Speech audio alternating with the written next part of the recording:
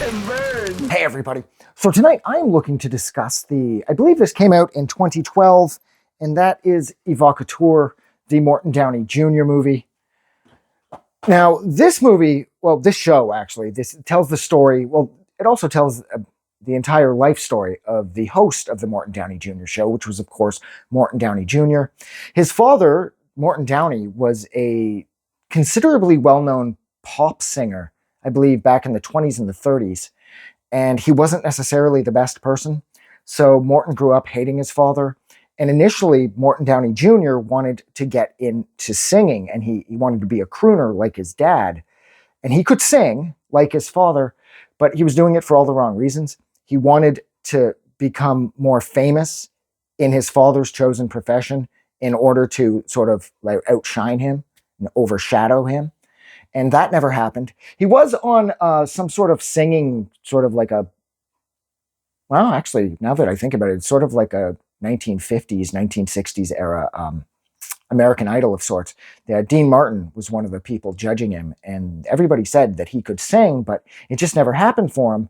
And then he attempted to get into television, and it worked for him to a degree. Now, the Morton Downey Jr. show, quickly, for anybody that doesn't know, if memory serves, this was only on the air, I believe, for 3 years. I think it ran from 87 to 90, but it was really only on fire and catching everyone's attention roughly 87, 88. Because by 88, 89, it had lost a lot of its steam. And by 90, the show was finished. Morton Downey was done and the show was canceled. Now, Morton Downey Jr. is the show itself is described by the executives that are interviewed throughout the course of this documentary as a late night talk show with a hockey audience. Now, the Morton Downey Jr. show was a big deal when I was a kid because just about the same time that it kicked off, the whole satanic panic thing kicked off. And that was wild because I was really into Alice Cooper and I was really into like Iron Maiden and shit when I was a kid. And thankfully, my parents never bought into any of it, so they didn't make a big deal about me listening to Cooper and Maiden. They let me just do whatever I wanted because they always thought it was sort of senseless. But Morton Downey jumped all over that. He played into the satanic panic thing. He had episodes about the satanic panic and are your kids currently worshiping Satan behind the scenes and they're going to kill you in your sleep like Sean Sellers did. And that's what Morton Downey was. He was a shock jock. Like his show was the precursor to shows like Jerry Springer or the whole reality TV explosion that would follow the demise of his show throughout the 90s with shows like Real TV. For anybody that remembers Real TV, it used to have that segment with the mysterious smoking man from the X-Files. And he would come on and be smoking his Morley cigarettes and he'd introduce a clip on Real TV to do with like a UFO or some shit. God, I used to love that show when I was a kid because it showed real things. Like it showed like, car crashes and police shootouts, and that had never been done before. And like I said, Morton Downey, he was doing all this before everybody else.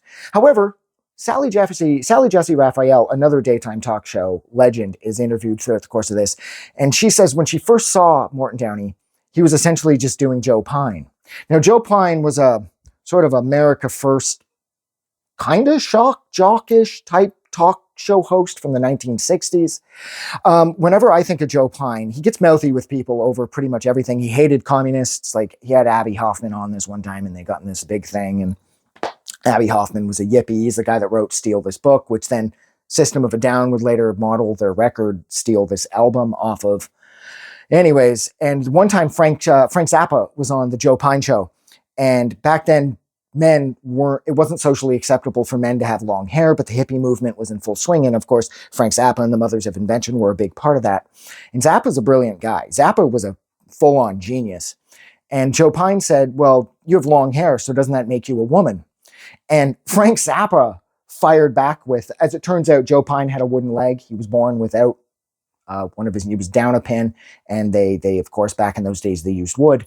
And so Frank Zappa countered with, well, don't you have a wooden leg? So doesn't that mean you're a table? And it was like, fucking right, Frank Zappa. You're amazing. But yeah, so essentially that is what Morton Downey was doing. Morton Downey was also sort of doing a Wally George thing. They touch on that as well, the Wally George show, throughout the course of this documentary. Now, for me, when I think of the Wally George show, I remember in the Offspring's VHS movie, Americana. The Offspring were on the Wally George show before they were famous, when they were pushing their first record. And Wally George gets all up in arms because of the song Kill the President, that, if I'm not mistaken, that closes out their self-titled debut from 86. It's the record that has Jennifer Lost the War on it. And he smashes the record, and the Offspring are booed, and there's this big sort of like social calamity that takes place. And Morton Downey just took it to the next level. Morton Downey would... actually, Morton Downey sort of had a rocky relationship with women. I wouldn't frame him necessarily as a misogynist, because he had a daughter and he didn't treat his daughter poorly at all. But he would get sort of physical with a lot of the female guests. And I mean, I think he might have done it just because he knew he could push them around, whereas if he attempted to push some of the male guests around that he had on, that he'd get his ass kicked. And when I was a kid, it was like my life's mission to see this show. I remember seeing the one promo for it where he hung a kid or some shit, and that is touched upon in this documentary. He doesn't hang the kid. He puts the noose around the kid's neck, and the camera work just shows him jerk it, and the kid's fine. He's on the studio floor, and there's nothing violent at all happening. But when I was like 7 or 8 or whatever, I was like, holy fuck, I've never seen anything like this. This is nuts. And the audience is calling for the guests' blood. Like, the audience would be screaming at them. And Morton Downey had a podium where audience members could come up and ask questions or hurl insults at the guests. And that was wild. And by the time that I actually was able to see an episode without my parents finding out, the show was in the decline. Like, I watched like 2 minutes of it, and it was something to do with strippers or something. It was really boring. So unfortunately, Morton Downey was really only like the Morton Downey iron was really only hot for the first year and a half. He broke the Tawana Brawley scandal. For anybody that doesn't know, quickly, Tawana Brawley sort of pulled a Jussie Smollett. She claimed to be the victim of a racist gang rape at the hands of, memory serves, a number of NYPD officers, and they smeared shit on her and put all this like racist, I love the KKK. They wrote like, I love the KKK and shit on her body. And none of it was true. And they broke that story to the world. So that gave the show some sense of social significance. But in the end, Morton Downey's sort of temper and the show's declining ratings would get the better of him. And I remember when I can't remember what grade it was. It was the early 90s. I think it was after the Morton Downey show had come and gone. He was profiled. I think it was on an Inside Edition, and he attacked the cameraman, and he broke the camera or the boom mic or whatever it was. And it was really disappointing to see this dude that I'd sort of revered as this television badass behaving this poorly, because it seemed like on one hand, a couple of years prior, he was changing television forever. And then boom, he was just this sort of belligerent jackass that was attacking reporters. And it was really disappointing. And sadly, overall, he would smoke up to, I believe, 4 packs of cigarettes a day. And this would come for him in the end. He would get lung cancer inevitably. And they ended up having to take an entire lung. And just before he died, he was on, can't remember, it's covered in the documentary. He was on like CNN or whatever it was. I can't remember. And he was talking, and he sounded so weak, and he looked so frail because the cancer was killing him. And he was discussing how, like, you want to see reality because reality TV was big by this point. And he was like, the Morton Downey Jr. was reality. He's like, Jerry Springer and all that, that wouldn't exist without me. And he was telling the truth, but it's just, Springer was more level-headed. Jerry Springer had a clearer vision of what he wanted to achieve. And Morton Downey's temper and his anger and his hatred for everything just always seemed to get the better of him.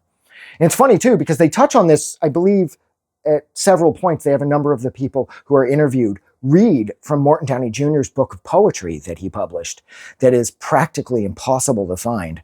It's called, I believe, Quiet Thoughts. The quietest thoughts make the loudest noise, if memory serves. And he had some really insightful poems in there. Like I said, we get to hear some of them because some of the people that are interviewed, they read them off. And it's amazing to think that somebody this belligerent could write things that sort of eloquent. And he was very much involved in politics when he was younger. He was like a big Democrat. And he was in with like Robert Kennedy and John Kennedy and that. It was a big deal. And it's just such a juxtaposition to see somebody who was taking his political future so seriously at one point, and how he kind of all threw it away just to be a part of this sort of satanic panic, porn-induced late 1980s madness where he just fell apart so quickly. And that's the way things were back then. It was like 1 minute you're up, the next minute you're down. And that's exactly what happened to Morton Downey in the Morton Downey Jr. show. Within 3 years, the ratings had vanished and the show was canceled. And he hung around somewhat. He ended up doing like a,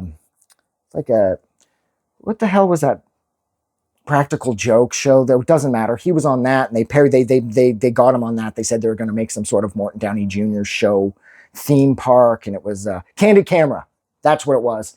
But by then, it was all over with. And then, unfortunately, he did die of cancer, and that was the end of it. The other thing this documentary did that I really liked was the use of animation in order to tell part of the story. That was incredibly well done.